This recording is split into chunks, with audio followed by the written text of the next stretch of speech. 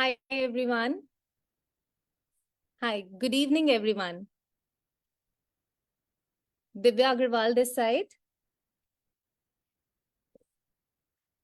A very common question in this digital world. Please let me know if I'm clearly visible and audible. Please type AV clear if my audio and visuals are both clear.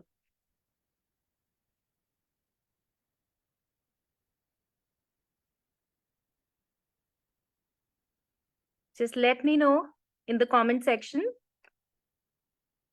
if my audio and visual are both clear.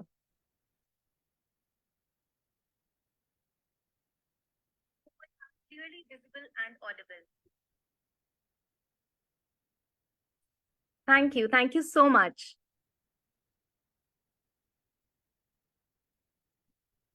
Just type your city name. Let's see आज हमारे साथ कहाँ से members जुड़े हैं. Just type your city names in the comment section.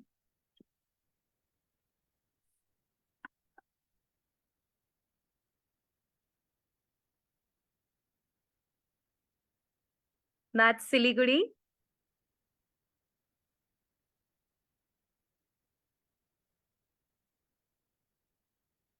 Pune,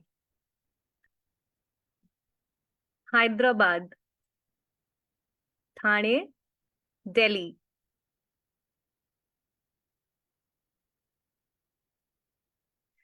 So before this, I wanted to brief you about this Carnival of Hope. Every year we conduct this for free for all of you. This is our season 4. This year we have 9 learning events. It starts on Mother's Day and it will go on till Father's Day. DPL, that is Deep Parenting League, is a program where parenting coaches will train parents on the topics related to parenting every Monday to Friday at 8 p.m.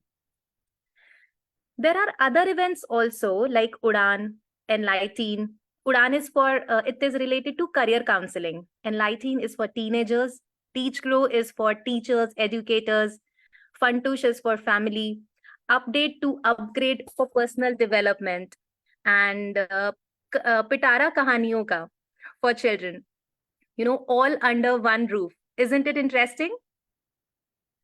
So I'm super excited today as we will discuss a topic that is close to my heart, mindful parenting and nurturing resilience. This is our first session of Deep Parenting League. If you are also excited, type E for excited in the comment box to energize this room.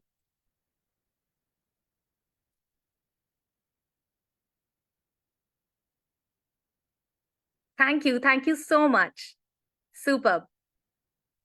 So I want to thank Deep Parenting and Manish sir to give me this opportunity to participate in this Carnival of Hope Season 4, Deep Parenting League.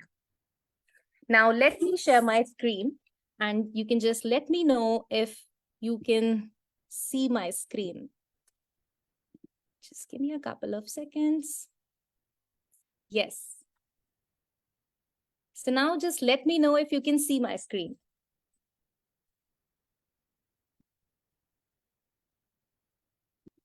Welcome to the Carnival of Hope, Season 4. Today's topic is 11 mindful mantras for nurturing resilience in parenting. Now let's see quickly how can you take most out of this session. It will be a 60-minute session. Stay till the end. Take notes. Participate physically and mentally both. And I will take question and answers at the end. Hope it's clear. If you are ready, then type R for ready.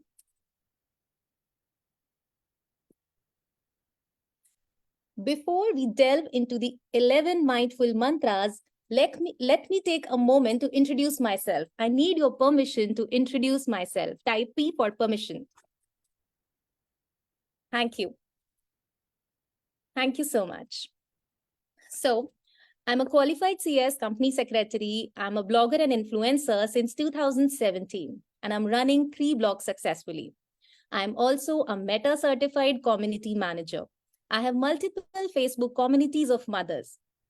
I'm also a certified parenting coach and a life coach. I have worked with top-notch brands, and I have a private community of mothers having 23,000 plus moms. That is Wonder Parenting Moms. I'm founder of Wonder Parenting. And also, I have a podcast on Life is Short. Thank you so much for listening to me patiently. First of all, I want to tell you why is it called parenting and not childing? Because it is for parents and not children. अगर आप parenting का word Google पे करेंगे, उसका meaning check करेंगे, तो वहां लिखा होगा the process of raising children and providing them with protection and care in order to ensure their healthy development into adulthood.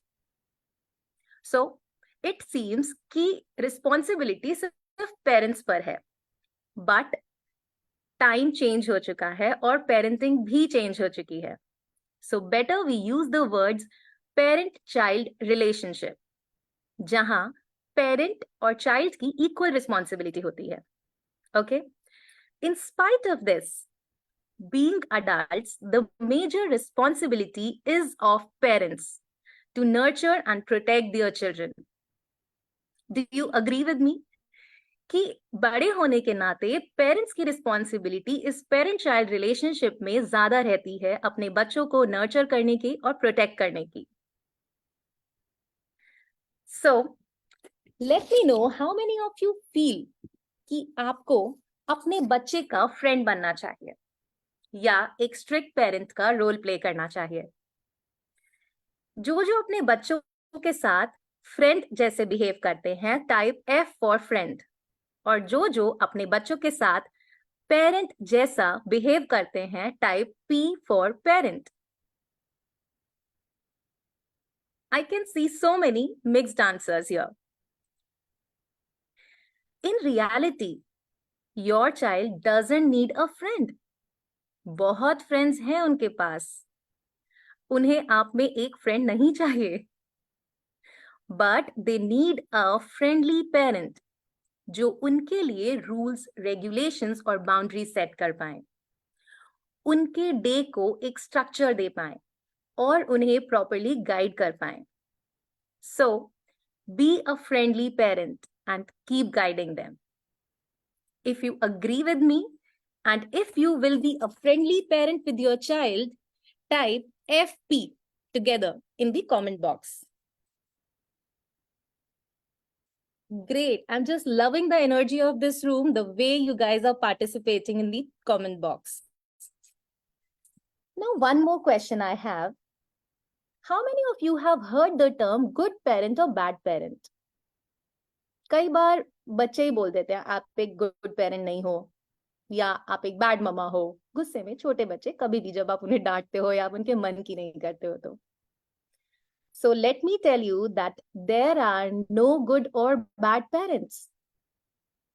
Parents are aware or unaware, यानी जागरूक या अनजान. We all have to be aware parents. हम सबको aware parents बनना है, अपनी awareness, अपनी जागरूकता बढ़ानी है. So are you ready? If you are ready to become an aware parent, type A for awareness. Super cool. Now, those who will stay till the end, I have a free gift for you all. So stay tuned and keep participating in the comment section. और हाँ, just take your right hand and pat yourself for being here in this session. क्योंकि आज जो भी यहाँ है, वो अपने बच्चों से बहुत बहुत प्यार करते हैं और उनके लिए काफी कुछ करना चाहते हैं. This shows that you are already an aware parent. आप सब aware parents हैं. So today I want to share with you some valuable insights and practical strategies that can transform your parenting approach and foster resilience. हमारी रोज की fast paced life में, इस भागदौड़ की जिंदगी में कई बार पेरेंटिंग हमें बहुत हार्ड लगती है. और एक्चुअली में parenting is not easy. Do you agree with me that parenting is not easy? That's why it's super important to learn about mindful parenting and resilience. So, what are mindful parenting and resilience? Mindful parenting is all about paying close attention to your kids, understanding how they feel, and being there for them without judging them. Mindful रहने के लिए काफी practice करनी पड़ती है, एक दो दिन में नहीं होता. It is a process. Resilience is like being able to bounce back when things get tough. It's about facing problems with bravery and flexibility. मैं एक पेरेंट कोच हूं. ऐसा नहीं है कि मुझे प्रॉब्लम्स नहीं आती हैं, लेकिन पेरेंटिंग के बारे में पढ़ने से और सीखने से मुझे उन प्रॉब्लम्स को फेस करना आता है कि कैसे हम उस सिचुएशन को ठीक करके उसमें से टाइमली निकल कर आ पाए. Now let's turn our attention to the heart of today's session, the 11 mindful mantras for nurturing resilience in parenting. These mantras are not just principles to remember. They are guiding principles that can transform the way we parents interact with our children on a daily basis. So, from setting realistic expectations to prioritizing self-care, each mantra offers valuable insights and practical strategies for cultivating resilience in ourselves and our children. I am excited to explore these mantras with you in more detail and discuss कि कैसे हम इन मंत्रास को integrate कर सकते हैं अपनी parenting journey को smooth बनाने के लिए. और हाँ, एक बहुत जरूरी बात, आप में से किस किस को लग रहा है कि मैं आपको पेरेंटिंग सिखा रही हूँ? So let me tell you, मैं कोई भी आपको पेरेंटिंग नहीं सिखा रही. आप ऑलरेडी एक बहुत बहुत बहुत अच्छे पेरेंट हैं. मैं आपको सिर्फ कुछ टिप्स एंड ट्रिक्स बता रही हूँ आपकी पेरेंटिंग जर्नी को स्मूथ करने के लिए. I hope you will love this session. और हाँ, we will discover these mantras in a reverse approach. हम देखेंगे कि किन किन एरियाज में हम अनजाने में कुछ ऐसी चीजें कर जाते हैं जो माइंडफुल प्रैक्टिसेस नहीं होती. Okay? So are you ready with me? I hope all of you are ready with me. I'm just waiting for your comments. तभी मैं आगे बढ़ूंगी.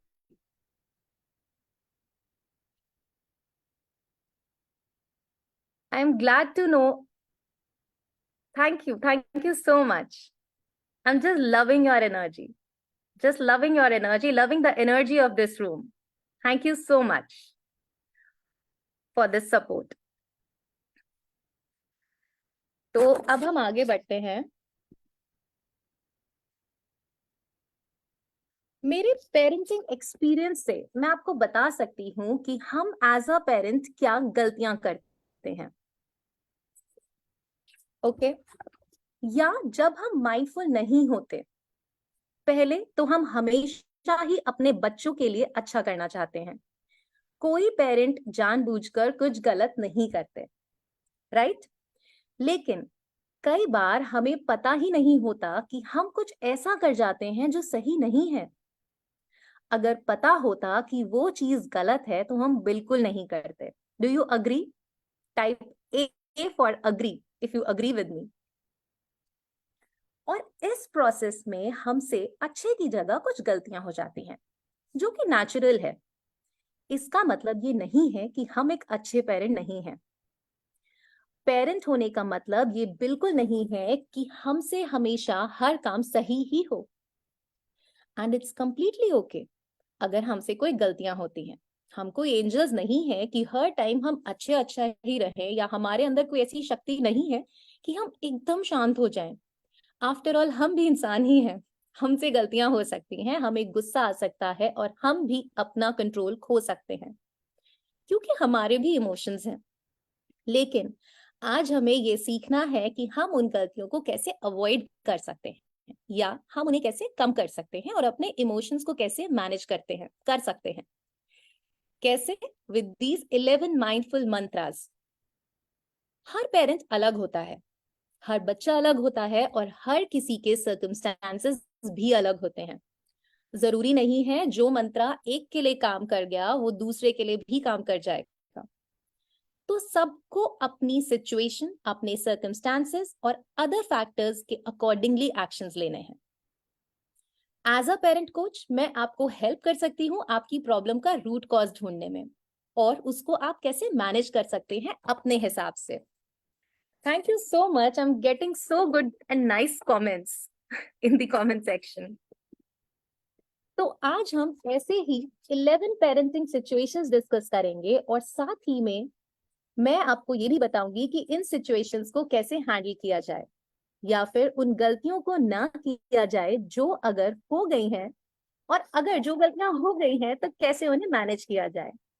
कैसे किया जाएगा? Again with these 11 mindful mantras. इससे हम हैप्पी और हेल्दी बच्चे नर्चर कर पाएंगे। तो अब आप खुद से बोलिए, it's okay to make mistakes. अगर हमसे कोई गलती हो गई है या हमसे कोई गलती होती है तो हम बुरे पेरेंट नहीं हैं। हमें उस गलती से सीख कर आगे बढ़ना है। Keep learning and keep growing. Type LG for learn and grow. Thank you so much for energizing me again and again with your beautiful and nice comments. So I can see so many learn and grow commitments today. तो सबसे पहले आता है unrealistic expectations. ये वो होती हैं जो एक्सपेक्टेशंस हम बच्चों से करते हैं लेकिन उनकी एज और डेवलपमेंट के हिसाब से नहीं करते। फॉर एग्जाम्पल, एक टॉडलर से एक्सपेक्ट करना कि वो हमेशा परफेक्ट बिहेव करेगा तो ये अनरियलिस्टिक है। हम कई बार अनरियलिस्टिक एक्सपेक्टेशंस खुद से भी करते हैं और अपने आसपास के लोगों से भी, जो हमें अवॉइड करनी है। अब हम अनरियलिस्टिक एक्सपेक्टेशंस करते क्यों हैं? इसके कुछ कारण हैं। एक तो हम हमेशा अपने बच्चों के लिए बेस्ट चाहते हैं। हम उन्हें खुश और सक्सेसफुल देखना चाहते हैं और हमें लगता है कि ऐसी एक्सपेक्टेशन सेट करने से वो अपनी लाइफ के सब गोल्स अचीव कर लेंगे। दूसरा कारण हो सकता है कि हम अपने बच्चों को दूसरे बच्चों के साथ कंपेयर करते हैं। दूसरे बच्चों को किसी फील्ड में बेहतर करता हुआ देखकर हम प्रेशर ले लेते हैं कि हमारा बच्चा भी ऐसे ही करे। तो हमें इन अनरियलिस्टिक एक्सपेक्टेशंस को नहीं करना है। इन अनरियलिस्टिक एक्सपेक्टेशंस से होता क्या है? इससे हमें और बच्चे दोनों को स्ट्रेस और एंजाइटी होती है। पेरेंट चाइल्ड रिलेशनशिप खराब होता है, बच्चों का सेल्फ कॉन्फिडेंस भी लो हो जाता है, फिर वो कुछ नया ट्राई भी नहीं करना चाहते और एज अ पेरेंट हमारा कॉन्फिडेंस भी कम होता है कि हम अपने बच्चों को ठीक से कुछ सिखा नहीं पा रहे। अब एज अ ह्यूमन बीइंग हम पूरी तरह से अपनी एक्सपेक्टेशंस को खत्म नहीं कर सकते, लेकिन अनरियलिस्टिक एक्सपेक्टेशंस हमें नहीं करनी चाहिए। हम उनको मैनेज कर सकते हैं, जैसे हम कुछ चीजें अवॉइड कर सकते हैं। पहला, कि हम बहुत अच्छे से इस चीज को समझें कि हर बच्चे की एज के हिसाब से उसकी डेवलपमेंट और उसकी ग्रोथ अलग होती है। हमें उनकी डेवलपमेंट को प्रॉपर समझना है कि वो किस एज में क्या कर सकते हैं और कितना सीख सकते हैं। हर बच्चे का ग्रोथ ग्राफ भी अलग होता है। उनकी स्ट्रेंथ्स और वीकनेसेस क्या है, हमें ये आइडेंटिफाई करना है। दूसरा, हमें ये समझना है कि जैसे हम परफेक्ट नहीं हो सकते वैसे ही हमारे बच्चे भी एकदम परफेक्ट नहीं हो सकते और वो भी गलतियां करेंगे। उनकी पॉजिटिव चीजों को भी देखने की कोशिश करिए। तीसरा, बच्चे कुछ भी करें तो आप उन्हें एंकरेज करिए और पेशेंस रखिए, क्योंकि ये मेरी टैगलाइन है। अगर आप मेरी वेबसाइट पर जाएंगे तो वहां पे मेरा ये कवर इमेज और टैगलाइन है, पेरेंटिंग इज पेशेंस। तो आपको एज अ पेरेंट पेशेंस रखना है। तो हमें अपने बच्चों से और खुद से भी रियलिस्टिक एक्सपेक्टेशंस रखनी है। जैसे किसी दिन हम बहुत अच्छा परफॉर्म करते हैं और किसी दिन नहीं भी कर पाते। इस तरह से बच्चे भी हर दिन अलग परफॉर्म करते हैं और अलग बिहेव करते हैं। और आप अगर किसी से कुछ एक्सपेक्ट करते हैं तो आपको या तो उन्हें क्लियरली अपनी एक्सपेक्टेशंस बतानी चाहिए कि आप उनसे क्या एक्सपेक्ट कर रहे हैं। सामने वाले को सपने नहीं आएंगे कि आप उनसे क्या चाहते हैं। और अगर आप उनको नहीं बता सकते तो आपको अपनी एक्सपेक्टेशंस कम करनी पड़ेंगी। और जब हम अपनी एक्सपेक्टेशंस को मैनेज करना सीख जाएंगे तो हम अपनी लाइफ को खुद कंट्रोल करने लगेंगे। जैसा कि जैक कैनफील्ड ने अपने एक फेमस बुक में कहा है, take 100% responsibility of your life. और हाँ, हम सामने वाले से दुखी नहीं होते, हमारी खुद की एक्सपेक्टेशंस पूरी ना होने से हम दुखी होते हैं।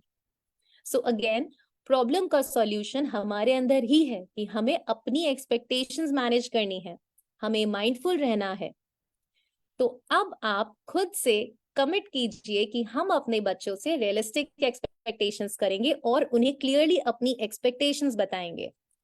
Type RE for realistic expectations. Thank you so much. You guys are putting notes and keywords in comment section, and I'm loving it. So type RE for realistic expectations. Now, unrealistic expectations के बाद आता है minimizing our child's feelings. इसका मतलब है कि जब हम अपने बच्चों की फीलिंग्स को, इमोशंस को इग्नोर कर देते हैं। जैसे अगर कभी बच्चे रोते हैं तो हम बोल देते हैं कि इसमें कोई रोने की बात नहीं है, या इतनी भी बड़ी बात नहीं हो गई कि आप इतने परेशान हो रहे हो। हम ऐसा कब करते हैं?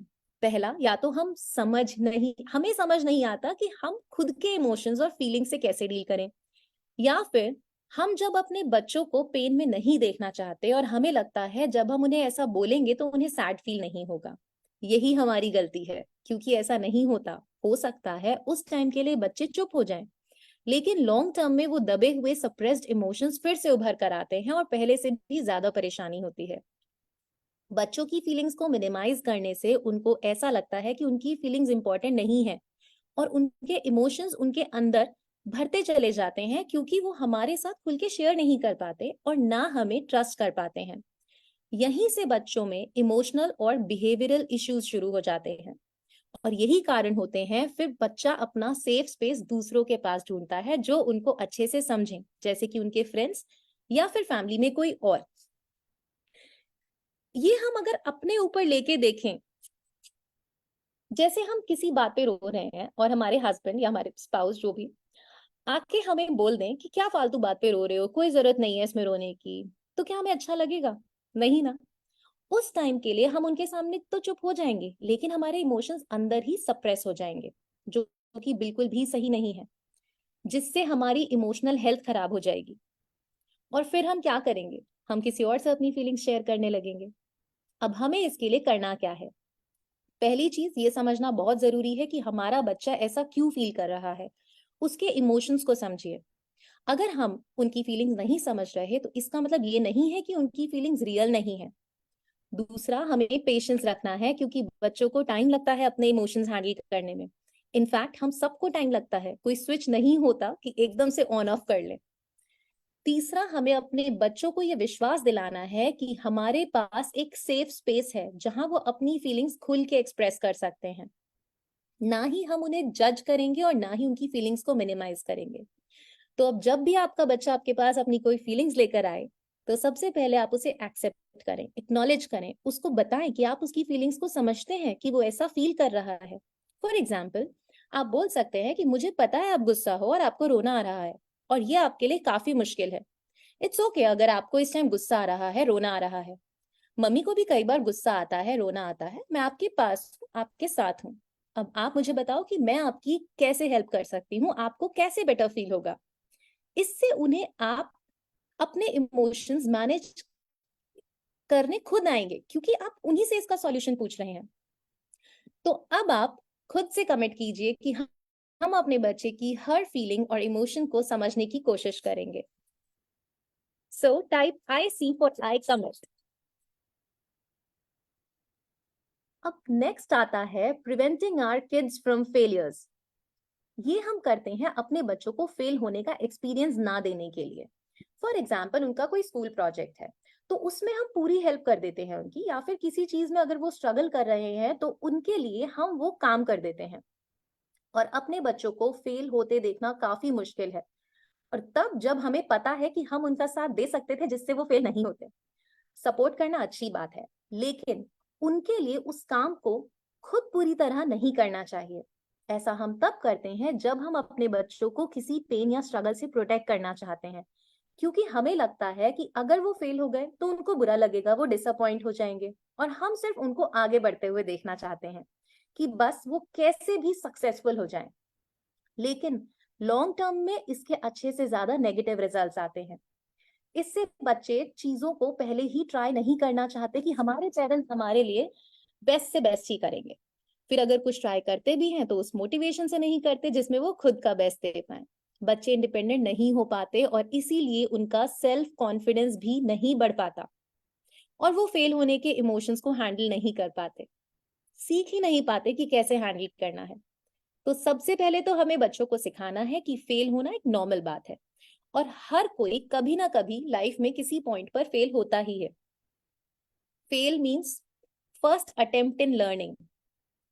तो अगर आप फेल हो जाओ तो फिर से ट्राई करो, गिव अप मत करो। एक जगह रुकने से बेहतर है अपनी जर्नी पर चलते रहना, वो ज्यादा जरूरी है। तभी हम इस दुनिया को झेल पाएंगे, इजंट इट? बच्चों को समझाएं कि आपका सपोर्ट उनके साथ है, लेकिन चलना उन्हें खुद ही है। फॉर एग्जाम्पल, अब आप घर पर बच्चों को होमवर्क के आंसर्स बता भी देंगे तो क्लास में जाके उन्हें स्ट्रगल करना पड़ेगा। इसलिए बच्चों को होमवर्क में भी आप बोलिए खुद पढ़कर समझें और आंसर ढूंढें। उसके बाद आप चेक कर सकते हैं, लेकिन एकदम उनकी सारी मिस्टेक सही नहीं करनी है, अदरवाइज उनके टीचर्स को पता ही नहीं चलेगा कि उन्हें किस जगह पर टीचर्स की हेल्प चाहिए, और फिर रोज आपको ही कॉन्सेप्ट पढ़ाना पड़ेगा। बच्चे टोटली आप पर डिपेंड हो जाएंगे। ये सिर्फ एक एग्जाम्पल है, डिपेंड करता है बच्चे का क्या लेवल है और आप उसे किस तरह से पढ़ा रहे हैं। जरूरी ये है कि आपको बच्चों को फ्यूचर के लिए तैयार करना है। आप भी अच्छे से जानते हैं कि लाइफ कितनी टफ होती है और इस दुनिया में सरवाइव करना भी। आप हर टाइम उनके साथ फिजिकली और इमोशनली नहीं रहेंगे, तो बच्चों को खुद से भी आना चाहिए अपना फेलियर कैसे हैंडल करना है। एम आई राइट? उनको फेल होने दीजिए, तभी फिर उससे वो सीखेंगे और आगे बढ़ेंगे। बच्चे जब किसी चीज में फेल हो भी जाते हैं तो आप उनके एफर्ट्स को प्रेज करिए, जिससे वो आगे नई चीजें ट्राई करने से नहीं घबराएंगे। तो अब आप खुद से कमिट कीजिए कि हम अपने बच्चे को फेल होकर सीखने के लिए और ग्रो करने के लिए मोटिवेट करेंगे। उनको हर बार ओवर प्रोटेक्ट करके फेलियर से बाहर नहीं निकालेंगे, और हम अपनी तरह ही उनको स्ट्रॉन्ग भी बनाएंगे, जिससे वो बाहर की दुनिया के चैलेंजेस को भी फेस कर पाए। Type S for strong. Thank you so much. आपकी जो ये एनर्जी है कमेंट्स के थ्रू मेरे पास आ रही है, और मुझे और एनर्जी मिल रही है आपके साथ ये सेशन को आगे ले जाने के लिए। नेक्स्ट आता है ओवर इंडल्जिंग आवर किड्स। इसका मतलब हम अपने बच्चों को वो सब कुछ देते हैं जो वो चाहते हैं, फिर चाहे वो कुछ भी हो। मनीष सर ने इस चीज को बहुत डिटेल में हमें सिखाया है, इमीडिएट और इनएप्रोप्रिएट डिलीवरीज कैसे नहीं सही होती। तो हम ओवर इंडल्ज क्यों करते हैं? क्योंकि हम अपने बच्चों को खुश देखना चाहते हैं, और जब हम उन्हें वो चीजें नहीं दे पाते तो हमें गिल्टी फील होती है। हमें लगता है कि हम अपने बच्चों के साथ उतना टाइम भी स्पेंड नहीं कर पा रहे, और हम उनको वो चीजें भी नहीं दे पा रहे जो हमें उन्हें देनी चाहिए। तो हम टाइम की जगह उन्हें गिफ्ट्स भी दिला देते हैं। तो हमारे लिए ये समझना बहुत जरूरी है कि इस चीज में एक डिफरेंस होता है कि हमारे बच्चे क्या चाहते हैं और किस चीज की उन्हें जरूरत है। डिमांड और नीड्स में फर्क होता है। एज अ पेरेंट हम रिस्पॉन्सिबल हैं उनकी नीड्स पूरी करने के लिए, जैसे खाना, पढ़ाई, कपड़े, घर। इससे ज्यादा उनकी डिमांड्स हो जाती हैं। अब हमें इसके लिए करना क्या है? पहले तो हमें ये याद रखना है कि अगर बच्चे कोई चीज मांग रहे हैं तो इट्स ओके, वो बच्चे हैं, मांगेंगे ही। लेकिन हमें उनको वो हर चीज नहीं देनी है, और जो वो मांग रहे हैं हमें उन्हें बताना है कि हमने उनकी बात सुन ली है और हम उसके बारे में सोचेंगे। इमीडिएट डिलीवरीज नहीं करनी है, इंस्टेंट ग्रेटिफिकेशन नहीं देना है। फॉर एग्जाम्पल, मेरी डॉटर को कैलीग्राफी का काफी शौक है, तो उसे बहुत एक्सपेंसिव पेन सेट लेना था। अब मैंने उसको बोला कि मैं पहले ये देखूंगी कि अगर आप 10 to 15 डेज तक रेगुलर कैलीग्राफी की प्रैक्टिस करोगे और आप इसके लिए सीरियस हो, तो मैं आपको वो पेन सेट दिला दूंगी। इससे क्या हुआ, उस चीज में वैल्यू ऐड हो गई। उसको समझ आया कि मुझे हर चीज आसानी से नहीं मिलेगी, मुझे उस चीज को अर्न करना पड़ेगा, मुझे कुछ एफर्ट्स करने पड़ेंगे जिससे वो चीज मुझे मिल जाए। उसके बाद हमें बच्चों के लिए लिमिट सेट करनी है। इसका मतलब कभी कभी हमें उन्हें ना भी बोलना है, लेकिन साथ में रीजन देकर और प्यार से समझाकर। और हमें उन्हें ये भी सिखाना पड़ेगा कि जब वो कुछ चीज चाहते हैं या मांगते हैं तो जरूरी नहीं है कि हर टाइम वो चीज उन्हें मिल ही जाए। और हाँ, बच्चों को कुछ काम खुद भी करने दीजिए, उनकी एज के अकॉर्डिंग, चाहे फिर उन्हें उस चीज में ज्यादा टाइम क्यों ना लग रहा हो। हर टाइम बच्चे के लिए एकदम अवेलेबल ना रहें। तो अगले स्टेप पर जाने से पहले आप खुद से कमिट कीजिए कि हम अपने बच्चों को हर चीज की वैल्यू सिखाने की कोशिश करेंगे और एकदम उनको सब चीजें नहीं दिलाएंगे। Type V for value. Thank you so much. Next is over managing our kids. ये होता है जब हम अपने बच्चे की लाइफ के हर एस्पेक्ट को कंट्रोल करना चाहते हैं। उनके लिए सब डिसीजंस भी हम लेते हैं, उनके लिए सब छोटे छोटे उनके काम भी हम करते हैं, उनको जरा भी फ्रीडम नहीं देते और ना ही उनको गलतियां करने के लिए अलाउ करते हैं। ऐसा हम तब करते हैं जब हम उन्हें इस दुनिया के सब खतरों से प्रोटेक्ट करना चाहते हैं। अगर आपके बच्चे बहुत छोटे हैं और खुद का ख्याल नहीं रख पाते हैं, तब तक तो ये ठीक है, सब कुछ आपको ही करना है। लेकिन अगर बच्चे बड़े हो गए हैं और समझदार हैं, तब हमें उन्हें डिस्टेंस से गाइड करना है। हमें उनके लिए रूल्स, रेगुलेशंस और बाउंड्रीज बनाना जरूरी है। लेकिन हेलीकॉप्टर की तरह हर टाइम उनके सर पर रहने की कोई जरूरत नहीं है। हेलीकॉप्टर पेरेंटिंग नहीं करनी है। हर किसी को अपना टाइम और स्पेस चाहिए होता है, जो हमें अपने बच्चों को भी देना चाहिए। उनको खुद के डिसीजंस लेने के लिए भी एनकरेज करना चाहिए, चाहे फिर आप उसमें उनकी हेल्प कर दें। और बच्चे जो डिसीजंस लें, उन पे हमें ट्रस्ट भी करना चाहिए। बच्चों को इंडिपेंडेंट कैसे बनाना है, ये एक पूरा अलग टॉपिक है, कभी और करेंगे। तो अब आप खुद से कमिट कीजिए कि हम अपने बच्चे को ओवर मैनेज नहीं करेंगे, उनको उनके विंग्स देंगे, उनके पंख देंगे, जिससे वो खुद से ही ऊंची उड़ान भर सके। मैं आपको बार बार कमेंट करने के लिए इसलिए कह रही हूँ क्योंकि लिखने से आपकी चीजें आपके साथ लंबे समय तक आपको याद रहती हैं। So type W for wings, कि आप अपने बच्चों को विंग्स देंगे।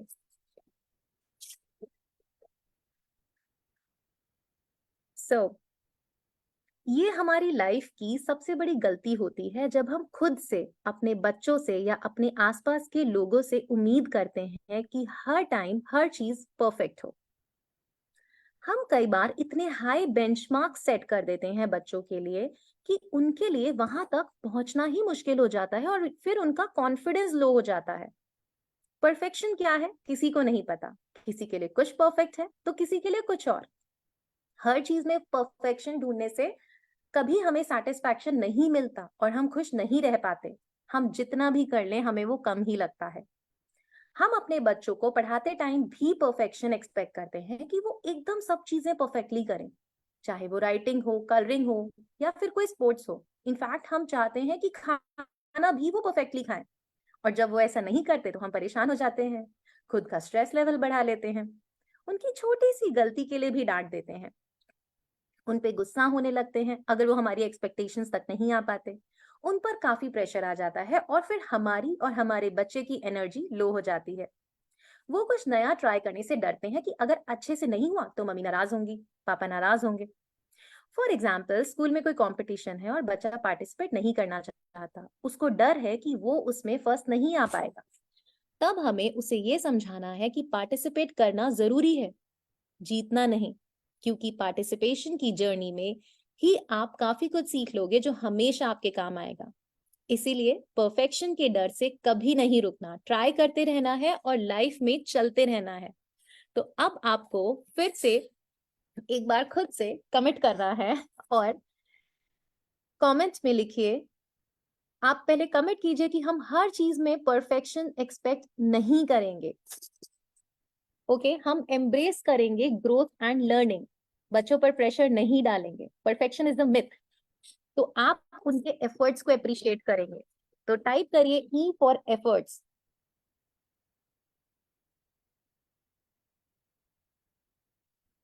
Next is preventing children from trying new things. जब हम अपने बच्चों को कुछ नया ट्राई करने से रोकते हैं तो हम उनको सीखने और ग्रो करने से रोकते हैं। हमें लगता है कि अगर वो कुछ नया ट्राई नहीं करेंगे तो सेफ रहेंगे, क्योंकि शायद उन चीजों से हमें कभी खुद ही डर लगता हो, तो इसीलिए अनजाने में हम अपना डर अपने बच्चों को पास ऑन कर देते हैं। आपको समझना होगा कि आपको अपने बच्चों को एनकरेज करना है कुछ नया सीखने के लिए। जब भी वो कुछ नया ट्राई करें और फिर चाहे वो उसमें सक्सेसफुल ना भी हो, फिर भी आपको उनको सपोर्ट करना है। बच्चों को सिखाना है कि उन्हें अपने कंफर्ट जोन से बाहर आके कुछ रिस्क लेने होंगे और कुछ ना कुछ नया ट्राई करके आगे बढ़ना होगा, तभी वो अच्छे से ग्रो कर पाएंगे। जैसे मुझे स्विमिंग करने में बहुत अनकंफर्टेबल लगता था, इनफैक्ट आज भी लगता है, तो मैं अपनी एंजाइटी और फियर अपने बच्चे पे पास ऑन नहीं करती। मैं उसको एंकरेज करती हूँ कि वो स्विमिंग सीखे, अगर वो सीखना चाहती है तो, क्योंकि ये एक लाइफ स्किल भी है और उसने सीखी और वो अच्छी स्विमिंग कर भी लेती है। ओके, तो पॉइंट ये है कि अब आपको कमिट करना है कि हम अपने बच्चे को नई चीजें ट्राई करने से नहीं रोकेंगे, बल्कि उनको एंकरेज करेंगे, सपोर्ट करेंगे और साथ में ट्रस्ट भी करेंगे। So type S for support in the comment section. अगर आप उन्हें सपोर्ट करेंगे और उनको हेल्प करेंगे to let them try new things. Thank you so much. Comparing our children to other children, ये भी एक बहुत बड़ी मिस्टेक है जो आप अक्सर सुनते होंगे। वैसे आजकल के पेरेंट्स ये नहीं करते, लेकिन हमारे टाइम में बहुत बहुत कंपैरिजंस होते थे। तो अगर हम अपने ऊपर लेके सोचें कि जब हमें हमारे पेरेंट्स दूसरे बच्चों से कंपेयर करते थे तो हमें कितना बुरा लगता था। अगर आप भी कभी ऐसा करते हैं तो इसको अवॉइड करिए, क्योंकि इससे बच्चों का सेल्फ कॉन्फिडेंस कम होता है और उन्हें हो सकता है ये भी फीलिंग आने लगे कि मुझे कोई प्यार नहीं करता। हर टाइम बस कंपैरिजन करते रहते हैं। बच्चों के साथ हमें भी अच्छा फील नहीं होता कि हम अपने बच्चों को वो सब नहीं सिखा पा रहे जो सिखाना चाहिए। हो सकता है आप अपने बच्चे को कंपेयर ना करते हो, है ना? शायद बच्चा खुद करता हो या आपकी फैमिली में कोई और आपके बच्चे को कंपेयर करता हो। तो एज अ पेरेंट हमें समझना है और उनको भी समझाना है कि हर बच्चा यूनिक होता है। सब अपनी स्पीड से ग्रो करते हैं, सबके अपने यूनिक स्ट्रेंथ्स और वीकनेसेस होते हैं। हर बच्चा हर चीज में एक्सेल नहीं कर सकता, कोई कुछ अच्छा करता है और कोई कुछ और। हमें सिर्फ अपने बच्चे की प्रोग्रेस पर ध्यान देना है कि उसकी ग्रोथ का ग्राफ कितना बढ़ रहा है। इसका आपको मैं एक एग्जांपल देती हूँ कि मैं कभी भी अपने बच्चे के स्कूल में रिजल्ट लेने जाती हूँ तो कभी टीचर से नहीं पूछती कि उसकी क्लास में क्या रैंक आई, चाहे उसके कितने भी मार्क्स आए हों। लेकिन मैं उसको बोलती हूँ कि पहले से खुद की परफॉर्मेंस में इंप्रूवमेंट करना है और कुछ नया सीखना है। मुझे कोई मतलब नहीं है किसी और बच्चे से कि कितने भी मार्क्स आए, हमें खुद का ग्रोथ ग्राफ देखना है। अगर मेरे पिछली बार 100 में से 98 भी आए थे तो या तो मैं उस 98 के लेवल को मेंटेन रखूं या 99 के लिए मेहनत करूं। Are you getting me? अगर लास्ट टाइम मेरे 50 आए थे और अगर अभी मेरे 52 भी आए हैं तो मतलब कि मेरा ग्रोथ ग्राफ बढ़ा है। तो अब आप खुद से कमिट कीजिए फिर से, हम अपने बच्चे को किसी से कंपेयर नहीं करेंगे। वो जैसे भी हैं हम उन्हें ऐसे ही एक्सेप्ट करेंगे और बहुत बहुत प्यार करते रहेंगे। So type A for accept in the comment section. Thank you. Thank you for so much lovely comments in the section. I'm just loving it. Now, जैसे हमने लास्ट मंत्रा में डिस्कस किया कि हर बच्चा यूनिक होता है, ऐसे ही हर पेरेंट भी यूनिक होता है और सबके पेरेंटिंग स्टाइल्स भी डिफरेंट होते हैं। जरूरी नहीं है जो पेरेंटिंग स्टाइल एक फैमिली में फिट हो वो दूसरी फैमिली में भी फिट हो। इसीलिए हमें खुद को दूसरे पेरेंट से कंपेयर नहीं करना है, हमें सिर्फ अपनी फैमिली और अपने बच्चे पर फोकस करना है और खुद पे बहुत टफ नहीं होना है। इजी रहिए। पेरेंट होने का मतलब ये नहीं है कि हम परफेक्ट हो। दूसरे पेरेंट्स से कंपेयर करके बस हमें स्ट्रेस होता है और हमारी एनर्जी लेवल लो होती है और हम अपनी इमोशनल हेल्थ भी खराब कर लेते हैं। सबके घर की सिचुएशन और सर्कमस्टांसेस अलग होते हैं। एज अ पेरेंट तो हम हमेशा अपने बच्चे के लिए बेस्ट ही करना चाहते हैं, लेकिन कई बार कुछ और फैक्टर्स की वजह से हम उतना नहीं कर पाते जितना दूसरे पेरेंट्स करते हैं। But it's completely okay. हमें कंपेयर नहीं करना है। अपनी पेरेंटिंग जर्नी को एंजॉय करना है। खुद भी खुश रहना है और बच्चे को भी खुश रखना है। So once again time to commit कि हम खुद को दूसरे पेरेंट्स के साथ कंपेयर नहीं करेंगे। Just type okay. जैसा मैंने कहा था, इट्स ओके। तो टाइप करिए okay. Thank you so much. Now next mindful मंत्र है सेटिंग पेरेंट चाइल्ड बाउंड्रीज। हमने स्टार्टिंग में डिस्कस किया था कि क्या हमें अपने बच्चे का बेस्ट फ्रेंड बनना चाहिए या उसके साथ एक स्ट्रिक्ट पेरेंट का रोल प्ले करना चाहिए। जिन लोगों ने लेट ज्वाइन किया है उनके लिए मैं रिपीट करूंगी कि रियलिटी में अपने बच्चों को, आपके बच्चों को आपकी फ्रेंडशिप की जरूरत नहीं है, क्योंकि बहुत बहुत सारे फ्रेंड्स हैं उनके पास, और ना ही एक स्ट्रिक्ट पेरेंट की जरूरत है। उन्हें जरूरत है एक फ्रेंडली पेरेंट की, जो उनके लिए रूल्स एंड रेगुलेशन सेट कर पाए, उनके लिए बाउंड्री सेट कर पाए और एक सेफ स्पेस दे पाए जहां बच्चे कभी भी आकर अपनी प्रॉब्लम्स डिस्कस कर सकते हैं, वो भी बिना किसी डर के। ऐसी बाउंड्रीज और रूल्स जो क्लियर हो और स्पेसिफिक हो, जो उन्हें रिस्पॉन्सिबिलिटी लेना सिखाएं, उनको डिसिप्लिन करें। पूरे दिन में काफी काम ऐसे होते हैं जो हमें बोलकर कराने पड़ते हैं और कुछ काम बच्चे खुद ही कर लेते हैं।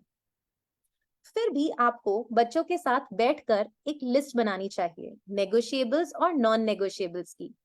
नेगोशिएबल्स मतलब जिन चीजों में आप थोड़ा लीनियंट हो सकते हैं, बच्चे नहीं भी करेंगे तो भी मैनेज हो जाएगा। फॉर एग्जाम्पल, किसी दिन बच्चे का मन नहीं है रीडिंग करने का, तो रीडिंग हमारी नेगोशिएबल लिस्ट में आ सकती है। It depends on parent to parent and child to child. Non negotiables मतलब जो करना ही है। फॉर एग्जाम्पल, बच्चों को 2 बार रोज ब्रश करना जरूरी है, उसके लिए आप स्ट्रिक्ट हैं, क्लियर हैं। अगर उसने नहीं किया तो आप कोई एक्शन लेंगे और बच्चा ही आपको वो एक्शन भी बताएगा कि अगर मैंने इस लिस्ट में से कुछ नहीं किया तो मम्मी पापा आप ये एक्शन ले सकते हैं। तो क्या आप ये माइंडफुल प्रैक्टिस फॉलो करेंगे कि हम अपने बच्चे के लिए क्लियर रूल्स एंड रेगुलेशंस बनाएंगे। So type B for boundaries, कि आप अपने बच्चे के लिए clear parent child boundaries set करेंगे। Thank you so much. अब हमारा लास्ट लेकिन बहुत बहुत इंपॉर्टेंट मंत्र है प्रायोरिटाइजिंग सेल्फ केयर रूटीन। जब हम अपना सेल्फ केयर रूटीन नहीं बनाते हैं तो हम लो फील करते हैं और बच्चों पे वो फ्रस्ट्रेशन और इरिटेशन निकल जाती है। हम जब बच्चों पे फालतू में गुस्सा करते हैं तो वो अक्सर हमारी खुद की किसी प्रॉब्लम की वजह से होता है। ध्यान दीजिए, लास्ट आपने अपने बच्चे को अगर डांटा था या उस पर गुस्सा करा था तो वो किस वजह से? आपका मूड उस टाइम शायद सही नहीं होगा, अगर सही होता तो शायद आप नहीं डांटते। अगर हम वो ढूंढ ले तो शायद हम बच्चों पे इतना गुस्सा नहीं करेंगे, हम काम रहेंगे। ओके, तो हमें काम रहना है and we need to be mindful. हमें ध्यान रखना है कि अपनी फिजिकल और इमोशनल हेल्थ को मेंटेन करने के लिए हम खुद का सेल्फ केयर रूटीन जरूर बनाएं। पेरेंटिंग एक लाइफ टाइम जर्नी होती है जिसके लिए बहुत बहुत सारी एनर्जी की जरूरत होती है। तो हमें क्या करना है? सबसे पहले हमें अपना खुद का एनर्जी लेवल बढ़ाना है। फिर जब हमारा एनर्जी लेवल बढ़ा हुआ होगा, फिर हमें अपने बच्चे की एनर्जी का लेवल बढ़ाना है। और जब हमारा और हमारे बच्चे दोनों का एनर्जी लेवल बढ़ा हुआ होगा, तब हमें मिल के अपनी फैमिली के साथ क्वालिटी टाइम स्पेंड करके सबका एनर्जी लेवल बढ़ाना है। और सेल्फ केयर के बारे में तो आजकल सबको बहुत कुछ पता है। अगर मैंने सेल्फ केयर पर बोलना शुरू किया तो 1 घंटा और निकल जाएगा। तो अब आपको खुद से कमिटमेंट करना है कि हम अपना सेल्फ केयर रूटीन जरूर जरूर फॉलो करेंगे और अपने आसपास, अपने घर में एक पॉजिटिव फ्लो ऑफ एनर्जी बनाएंगे, because life is equal to energy. सब कमेंट में लिखिए life is equal to energy, अगर आप एक पॉजिटिव फ्लो ऑफ एनर्जी बनाएंगे। So, in a nutshell, today we have learned 11 mindful mantras कि हमें कौन सी पेरेंटिंग सिचुएशंस में क्या क्या करना है और क्या अवॉइड करना है। हमें अपने बच्चों से रियलिस्टिक एक्सपेक्टेशंस रखनी है, अपने बच्चों की फीलिंग्स को मिनिमाइज नहीं करना, उनकी जो भी फीलिंग्स हैं उनको एक्सेप्ट करना है, बच्चों को कुछ नया ट्राई करने से नहीं रोकना है और ना ही उनको फेल होने से प्रोटेक्ट करना है। बच्चों से परफेक्शन भी एक्सपेक्ट नहीं करनी, ना ही बच्चों को हर टाइम हर चीज दिलानी है, ना ही उनके हर छोटे छोटे काम खुद करने हैं। उनको सीखने दीजिए और खुद करने दीजिए। अपने बच्चों को दूसरे बच्चों से कंपेयर नहीं करना है और ना ही खुद को दूसरे पेरेंट्स से कंपेयर करना है। अपना सेल्फ केयर रूटीन फॉलो करना है और बच्चों के लिए क्लियर रूल्स, रेगुलेशंस और बाउंड्रीज सेट करनी है। ओके, जैसा कि मैंने आपसे प्रॉमिस किया था कि मैं लास्ट में आपको एक फ्री गिफ्ट दूंगी, उससे पहले मैं आपका ज्यादा टाइम ना लेते हुए छोटी सी 3 एक्टिविटीज करना चाहूंगी। So are you all ready? If you are ready, अगर आपको मजा आ रहा है, अगर आप एंजॉय कर रहे हैं और आपको लग रहा है इस सेशन से आपको वैल्यू मिली है, तो टाइप कीजिए V for value. Thank you. तो जिसको V फॉर वैल्यू मिली है उन सबको ये विजुअलाइजेशन टास्क बहुत अच्छा लगेगा। आपको क्या करना है, आपको बस अपनी आंखें बंद करनी है और उस मोमेंट के बारे में सोचना है जब आपने अपने बच्चे को पहली बार अपनी गोदी में लिया था, इन हाथों में लिया था। Just close your eyes and reach to that moment. कैसा फील हो रहा है आपको? जब तक मैं ना बोलूं तब तक आप अपनी आंखें मत खोलिए। तो आपको कैसा फील हो रहा है जब आप उस बच्चे को अपनी गोदी में लेते हैं? उसकी वो छोटे छोटे पैर, उसकी छोटी छोटी आंखें, उसके छोटे छोटे हाथ, उसकी वो आंखें आपसे कह रही हैं मम्मा, पापा, आई लव यू अ लॉट। और आप भी उस बच्चे से, अपने बच्चे से कह रहे हैं I love you a lot. You are my God's greatest gift. तुम मुझे भगवान का दिया हुआ सबसे कीमती उपहार हो। चाहे कुछ भी हो जाए इस लाइफ में, we will make beautiful memories together. मैं हमेशा आपके साथ हूं। अब आप अपनी आंखें खोलिए और 1 वर्ड में टाइप करके मुझे बताइए आपको कैसा लग रहा है। Amazing. Feels like we are in heaven. Thank you. तो टाइम कंस्ट्रेंट होने की वजह से मैं जल्दी आगे बढ़ती हूँ। दूसरा एक टास्क है हमारा राइटिंग का। आपको लिखना है अपने पेरेंटिंग गोल्स। आज इस सेशन से आपने 3 कौन सी चीजें सीखी और किनको आप अपना पेरेंटिंग गोल बनाएंगे, वो आपको लिखना है। अभी आप चाहे तो अपने नोट पैड पर लिखिए, चाहे तो कमेंट सेक्शन में अभी लिखिए, या सेशन खत्म होने के बाद। मैं जानना चाहती हूँ आपके 3 की इंपॉर्टेंट टेक अवेज। आप कौन से, सिर्फ 11 में से, ज्यादा नहीं, सारी चीजें हम एक साथ प्रैक्टिस नहीं कर पाते, 11 में से सिर्फ 3 कौन से माइंडफुल मंत्रास पर आप फोकस करेंगे जो आपको अपनी लाइफ में इम्प्लीमेंट करने हैं, अपनी पेरेंटिंग जर्नी में इम्प्लीमेंट करने हैं। मैं चाहती हूँ कि आप वो 3 मंत्रास कमेंट सेक्शन में जरूर डालिए and I would wait and I would love to read that. Okay, so many of you have started writing. ठीक है, आप टाइम लीजिए, अच्छे से सोचिए और उसके बाद लिखिए। Now next is The third task and the last task for today is commitment. आपको खुद से कमिट करना है. चाहे तो आप कमेंट सेक्शन में लिख सकते हैं या फिर अपने नोट पैड पर लिख सकते हैं, बट आपको लिखना है कि आप रोज पेरेंटिंग के बारे में सीखेंगे या पढ़ेंगे, या कोई बुक पढ़ेंगे या कोई सेशन अटेंड करेंगे या कहीं कोई पॉडकास्ट सुनेंगे, एनीथिंग, या फिर हमारे डीप पेरेंटिंग लीग के सेशंस के थ्रू आप लर्न करेंगे. आपको लिखना है कि आप कितनी देर किस जगह पर बैठकर और कितने बजे आप पेरेंटिंग के बारे में सीखेंगे. ये आपका लाइफ का, बच्चे हमारी लाइफ के बहुत इंपॉर्टेंट एसेट्स होते हैं, तो हमें उनके लिए अपना बेस्ट से बेस्ट वर्जन देना है. तो आप लिखेंगे कि कितने बजे, फॉर एग्जाम्पल मैं रोज 8 बजे अपने ड्राइंग रूम में, लिविंग रूम में या स्टडी टेबल पे या कहीं पे भी, जो भी आपका एक अच्छा सा कॉर्नर हो जहाँ पे आप बैठ के शांति से कोई सेशन सुन सकें या कोई पॉडकास्ट सुन सकें या कोई पेरेंटिंग के बारे में बुक पढ़ सकें.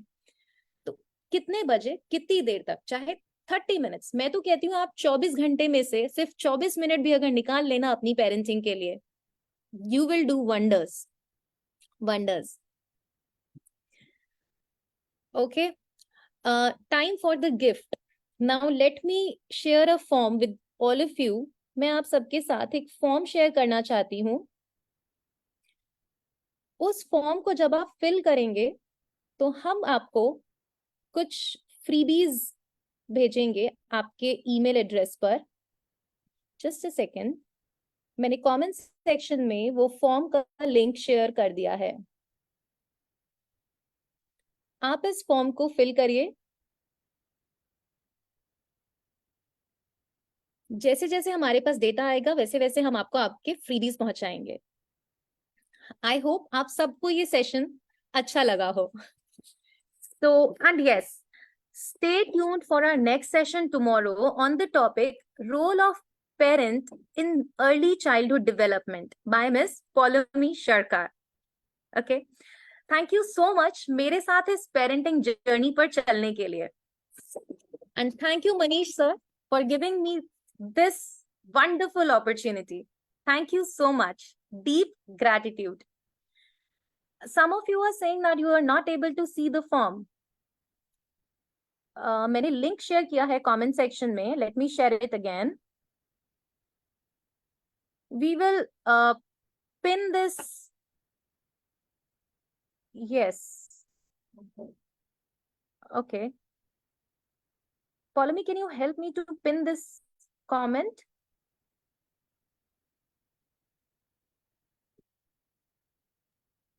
It's on Facebook. Now you can post it again. I have posted it. I have posted it. Might be they will see it in a while. Might be they will see it. You can just WhatsApp me. I will post it. Okay. Thank you.